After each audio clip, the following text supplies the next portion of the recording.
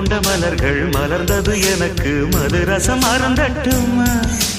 விடுகின்ற வரையில் முடிகின்ற வரையில் கவிதைகள் எழுதட்டுமா